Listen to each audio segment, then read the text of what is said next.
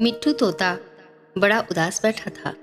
माँ ने पूछा, क्या हुआ बेटा, तुम इतने उदास क्यों हो? मैं अपनी इस अटपटी चोट से नफरत करता हूँ। मिट्टू लगभग रोते हुए बोला। तुम अपनी चोट से नफरत क्यों करते हो? इतनी सुंदर तो है। माँ ने समझाने की कोशिश की। नहीं, बाकी सभी पक्षियों की चोंच कहीं अच्छी है। बिरजूबाज, कालू कौवा, कली कोयल, सभी की चोंच मुझसे अच्छी है। पर मैं ऐसा क्यों हूँ? पट्टू उदास बैठ गया। माँ कुछ देर शांति से बैठ गई। उसे भी लगा शायद मिट्टू सही कह रहा है। मिट्टू को समझाए तो कैसे? तभी उसे सूझा, क्यों न मिट्टू को ज्ञानी काका के पास भेजा जाए, जो पूरे जंगल में सबसे समझदार तोते के रूप में जाने जाते थे। माँ ने तुरंत ही मिट्टू को काका के पास भेज दिया। ज्ञानी काका जंगल के बीचों बीच एक बहुत पुराने पेड़ की शाखा पर रहते थे।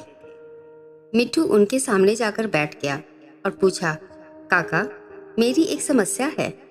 प्यारे बच्चे, तुम्हें क्या दिक्कत है? बताओ मुझे, काका बोले। मिट्टू बताने लगा, मुझे मेरी चोंच पसंद नहीं है।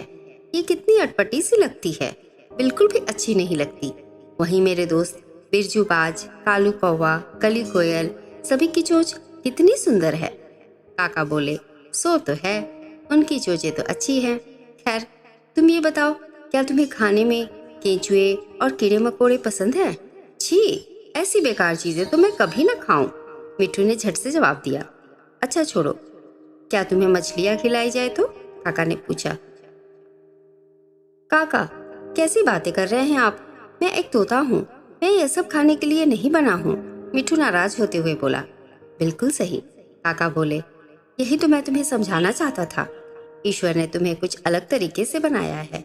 जो तुम पसंद करते हो वो तुम्हारे दोस्तों को पसंद नहीं आएगा, और जो तुम्हारे दोस्त पसंद करते हैं वो तुम्हें नहीं भाएगा। सोचो, अगर तुम्हारी चोंच जैसी है वैसी नहीं होती तो क्या तुम अपनी फेवरेट ब्राजीलियन अखरोट खा पाते? नहीं ना। इसलिए अपना जीवन ये सोचने में ना लगाओ कि दूसरों के पास क्या है, क्या नहीं। बस ये जानो कि तुम जिन गुणों के साथ पैदा हुए हो उसका सर्वश्रेष्ठ उपयोग कैसे किया जा सकता है और उसे अधिक से अधिक कैसे विकसित किया जा सकता है। मिट्टू काका की बात समझ चुका था। वह खुशी खुशी अपनी माँ के पास वापस लौट गया। मिट्टू तोते की तरह ही बहुत से लोग अक्सर अपने पॉजिटिव पॉइंट्स को काउंट करके खुश होने की बजाय दूसरों की योग्यताएं और उपलब्धियां देखकर कंपैरिजन में लग जाते हैं। फ्रेंड्स, दूसरों को देखकर कुछ सीखना और कुछ कर गुजरने के लिए इंस्पायर होना तो ठीक है, पर बेकार के कंपैरिजन कर किसी से ईर्ष्या करना हमें डिसअपॉइंट ही करता है।